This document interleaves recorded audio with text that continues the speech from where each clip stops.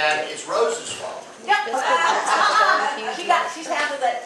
Well, half of it. That's true. That's true. And some of you may know the story that at an Eagle release, Rose was coming up here with her entourage. Rose is a posse. And I said something about, well, maybe they'll let you see the bird while you're up there. Well, oh, that was the wrong thing to have said. Because, number one, I shouldn't have said it because it would have been against our regulations because the bird at the time was so patient. And number two, they're going, we're too busy. It's summertime. We've got 500 animals coming in 30 days in May, 550 animals in 30 days of June. And, you know, just, we can't do tours. Don't say that. So then I had to atone for my big mouth. I said, well, how about if you all come for a visit? And that actually turned out to be a pretty good idea. And here you are.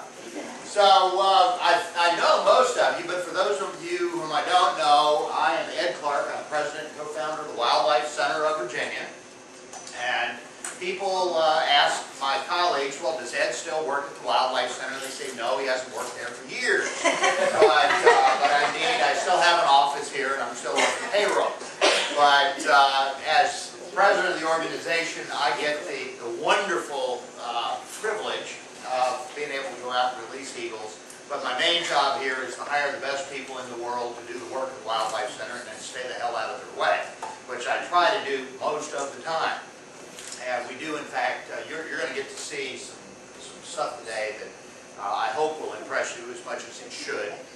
The work of the Wildlife Center with which you're acquainted through your eagle interest is certainly wonderful, but it is really the tip of the iceberg. And we have things going on here I think that will amaze you. And part of what I want to do this morning is just give you a little bigger picture of what the Wildlife Center is all about.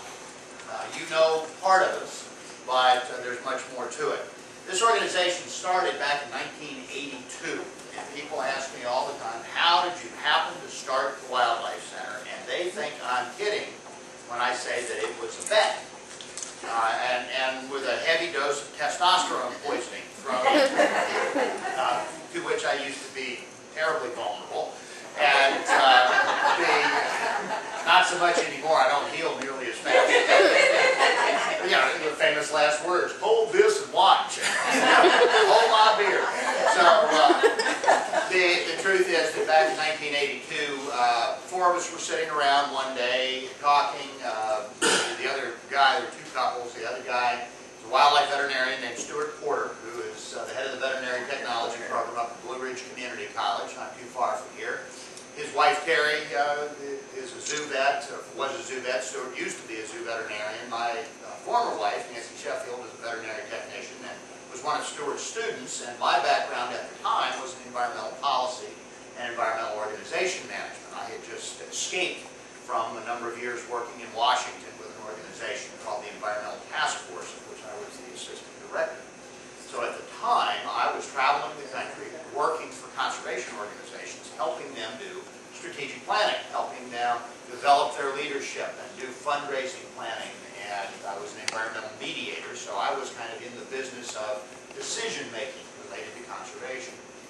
So Stuart Porter, being a former zoo vet and being at community college, was pretty visible, and people would bring him injured animals, injured wildlife. But he didn't have a place to keep them, so he'd have to doctor them up and then send them back with members of the public, which just made him crazy, because he didn't really like people all that much. But he was saying, you know, somebody ought to do something, as is often said. And I said, well, okay, put my consultant hat on, and here's what you ought to do. You need to start an organization, board of directors, and then incorporate, and then become a nonprofit, and then you can start getting contributions, and then you can get a facility, and then you can hire staff. And at this point, he was spewing expletives and questioning my intellect, my lineage, my sanity, and you can't do that. Yes, I can. No, you can't. Yes, you can't. No, I'll show you. Well, here we are, almost 27 years later. Stuart left us 16 or 17 years ago now, and of the four founders, I'm the last one that's left, and the last man standing, as it were. And I don't know yet whether I've won that bet or lost it. So some days it's hard to tell. So here we are. We started off as the Shenandoah Valley live in nobody's memory. It didn't then, and it certainly doesn't now, but by 1982, when we started, that seemed like a pretty big bite of the pie. The whole Shenandoah Valley. Well, by 1985, we changed the name to the Wildlife Center of Virginia, because by that time, as the first and only professionally staffed facility for wildlife care, even though we were operating out of a barn, we were still the best thing that had ever been. And we got animals from all over and all kinds of things. We were shocked.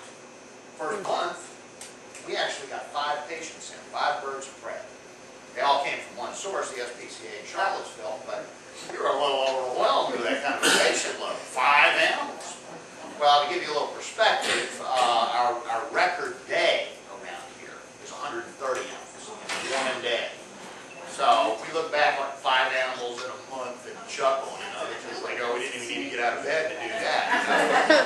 But over the years, we've grown quite a bit. We started off being a wildlife care facility, but we realized very quickly that we were putting Band-Aids on symptoms. The real issue was human behavior, human decisions, human activity, whether it was individual activity of just day-to-day citizens or whether it was societies and the community's activity in land use planning or environmental management.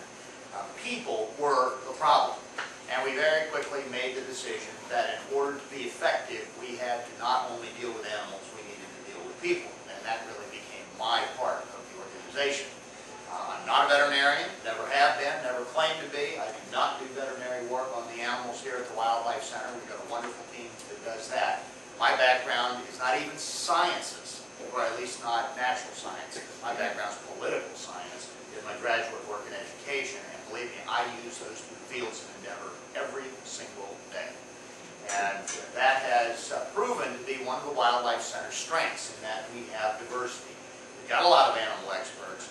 Conservation is not about animals. Conservation is about people. So the mission of our organization, as many of you know, is teaching the world to care about and care for wildlife and the environment. And that is something we don't need to work very hard on you folks, because you already care about it deeply.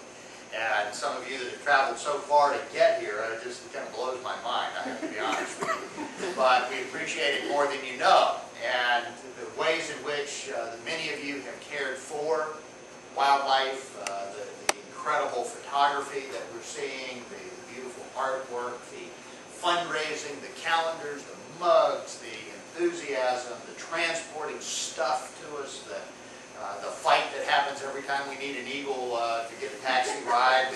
No, I want to take it. You got to take it last time. Trust me, I truly mean this, that your enthusiasm over the last year for the things that we do, your attention to detail, sometimes you're great is highly motivating for us, and we really, really do appreciate it. So on behalf of my whole team here at the Wildlife Center, my colleagues, my friends, my bosses on our board, we really want to say thanks, because you help us do what we do. And how what we do has changed began pretty early on.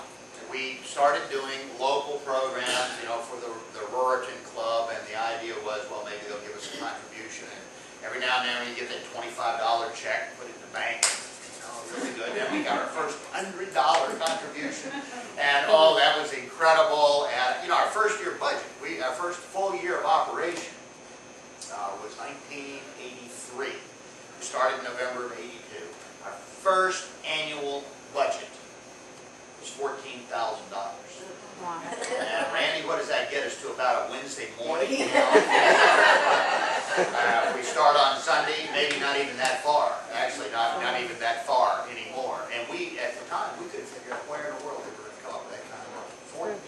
$14,000. Of course, that was more than my annual salary at the Wildlife Center at that time, and I'm not kidding about that. So many of us had to have, those of us who were doing it full-time had to have second jobs